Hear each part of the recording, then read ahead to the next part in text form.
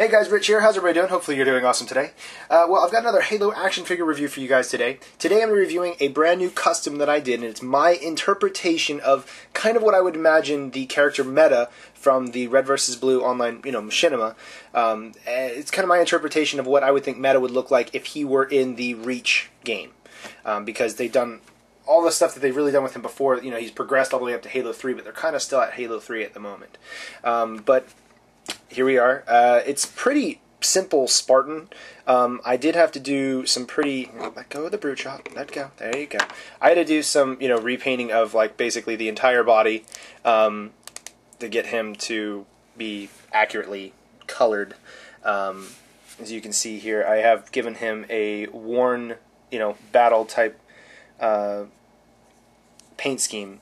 I especially wanted to make it look like, being the antagonist, one of the bad guys in the series, he's clearly going to have been through a lot of fights, and his armor should reflect that. I didn't do any battle damage to it as far as damaging the armor, but I did do worn look, because considering he's been smacked around a lot, depending on which season you've seen, he still is incredible as a fighter. So now the armor that I chose was, it's a standard body with the default knee pads. He has a default chest, the EVA helmet, which I have repainted.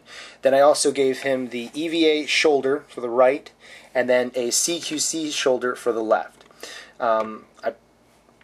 Like I said, this was my interpretation of his armor based on what I necessarily had available at the time when I was making the figure, and what I would think he would kind of look like. Now, what I have done besides that is I have actually taken a brute shot, because even though the brute shots aren't in Halo Reach, he's been, it's pretty popular or well known that the meta always has a brute shot with him, or at some point does in the season. So I wanted to give him a custom type of weapon to kind of go with him.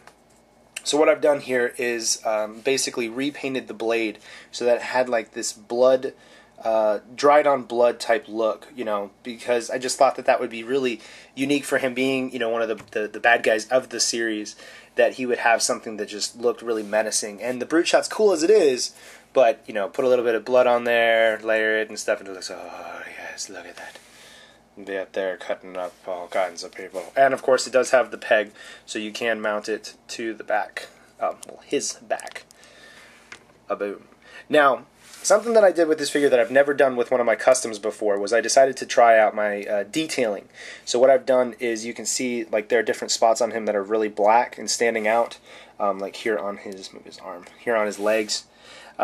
I tried messing around with detailing because the problem is, when you have certain colors of figures, you can do stuff to kind of really make the colors pop out. But being white is really basic, really plain. And even with the battle-worn colors on him, he still didn't really have anything that really made his parts kind of, tell the difference, when you're looking at it visually on a camera or in a picture. So what I wanted to do was I went around and I detailed him with a detailing pen, and I think it really ended up turning him out to look way better. Even if certain parts, like here on his shoulder, you can't really tell that there's a lot of detailing, but it does help some of the crevices to pop out a little bit more, and I think it ends up making him look way better than it did before I did that. So anyway, in case anyone's wondering, the paints that I used was the Citadel Paints. Those are released. They're generally sold in, I guess, hobby stores. Different hobby stores. Maybe if you have a local comic shop that sells miniatures, let's see, Warhammer, War Machine, games like that. They generally have different paints that are there. And I ended up using 9 different types of paint on him, and from the different. I used 2 different shades of red for the blood. I think I did. But I did use a bunch of different shades. I had the one downside to when you're doing custom painting is that you realize McFarlane does an outstanding job with their paint jobs. They do. But one of the problems that I've noticed is that when I start doing custom painting, I notice all the blemishes, all the parts where they've gotten the armor color on the different gray spots, or they'll have parts of the visor got too close and it got on top of the rest of the helmet, and you don't really notice that, I guess, at first, but once you start really handling the figure yourself, you kind of start seeing where all the problem areas are. So that is one thing that I've noticed with McFarlane as far as doing custom paint jobs, is that I have to do touch-ups. So several of the different types of paint I used were just to touch up blemishes that I made, or blemishes that were already there prior to me even painting it. So, you know, so it did take, you know, like 9 different shades of paint. I used a couple of different tools, like I used the hobby knife for a little bit, then I used the detailing pen. What else did I use? Oh, I used sealant on him. That was something else that I think made the white look even better, was I added a layer of sealant once I was totally finished painting him. And it also feels better now too. It doesn't feel like it was custom painted. It feels much more like it was actually painted this way, which is what you want. You don't want the figure to be, you know, the paint scratching off and stuff. But anyway, guys, thank you very much for watching. If you have any comments or questions about this figure, let me know down in the comment section. I'll do my best to be able to answer them.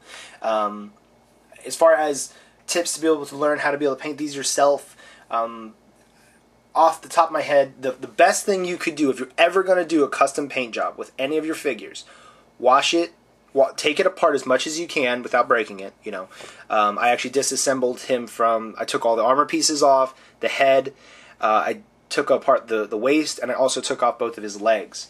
The reason I did that was because it was that much easier for me to adequately wash it with warm water and dish soap. You got to get the oils that are on the armors off. You know, because McFarlane does like some type of oil sealant on them, and that helps the figures to, I guess, stay safe during shipping and also in handling. However, when you try painting on top of those sealants, those oils, the paint doesn't stay. It'll scratch off very easily, and you don't want that on a custom figure, you know. So the first thing you ever do before you start painting, figure out, you know, how you're going to want it to look and everything. But before you actually physically start painting, wash it with warm water and dish soap.